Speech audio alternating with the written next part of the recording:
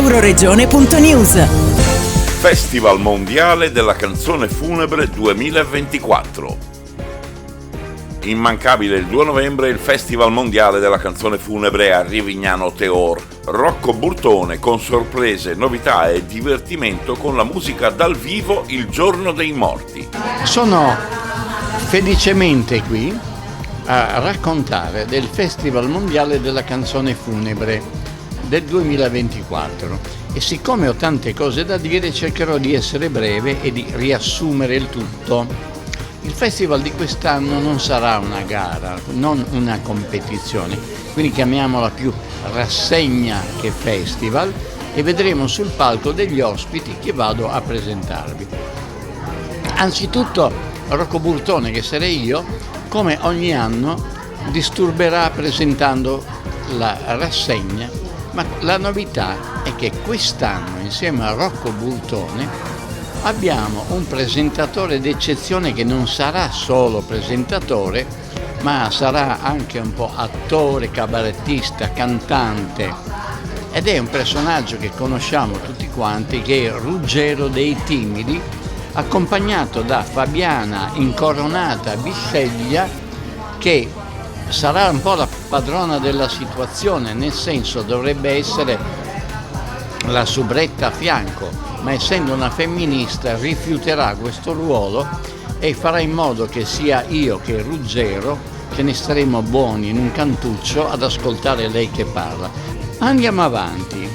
I primi ospiti che avremo sul palco proprio musicali sono i Parce No. Parce No sarebbero i vincitori dell'anno scorso e faranno una specie di saluto musicale con le fisarmoniche. Infatti sono due fisarmonicisti che sono di nome Alessio De Franzoni e Sara Rigo. Ancora dopo andiamo avanti. L'altro ospite Luca Bonaffini. Perché è stato invitato Luca Bonaffini?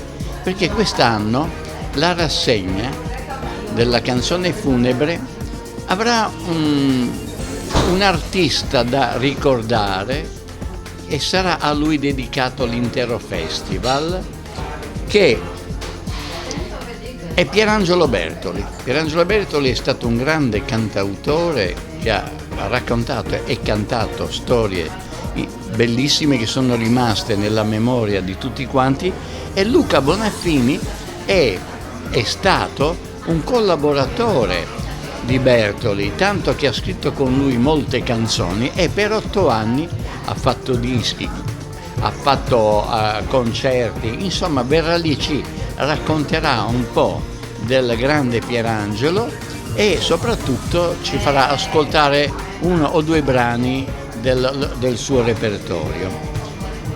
Giacomo Toni invece è un cantautore che viene da Forlimpopoli, mentre Bonaffini viene da Mantova. Giacomo Toni è esplosivo.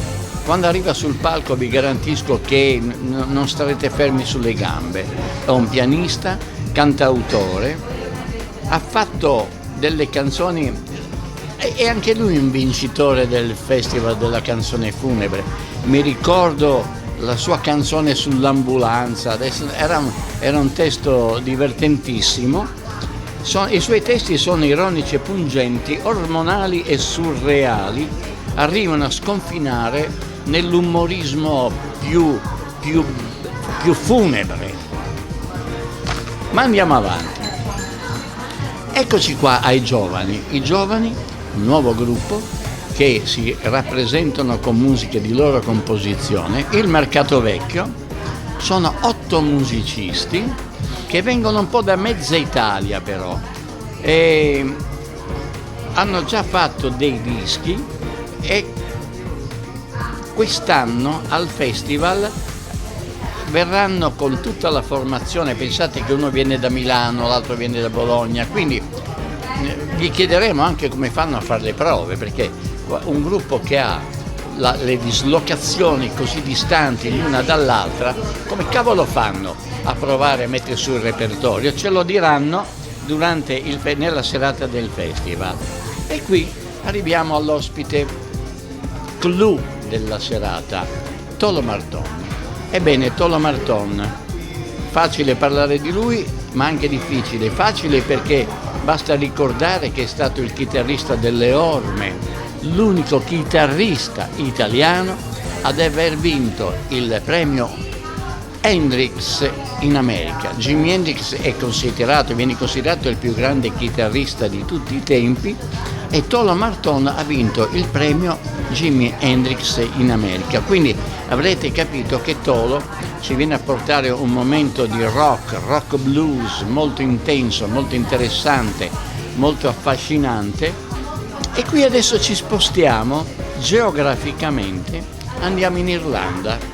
In Irlanda, ma non solo, con The Bluegrass Baby, è un gruppo con una strumentazione innanzitutto acustica, però loro sono molto da sottolineare, quello che loro cantano, quello che loro propongono è molto vocale, e sono come strumenti mandolino, banjo, chitarra, violino, contrabbasso, quindi vedete tutte cose molto acustiche.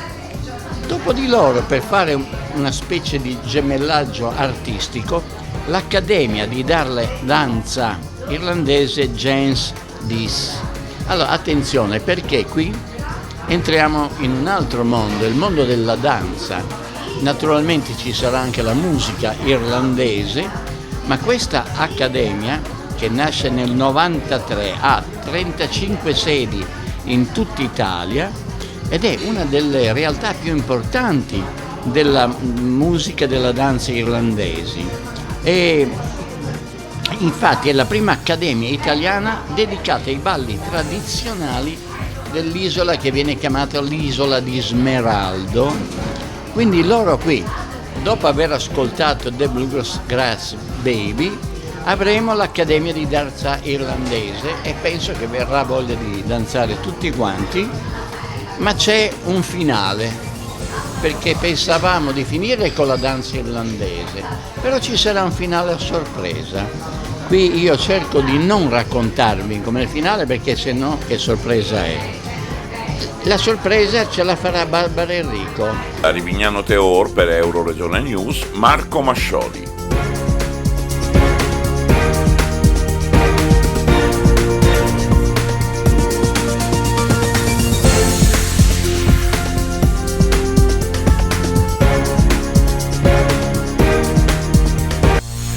Euroregione.news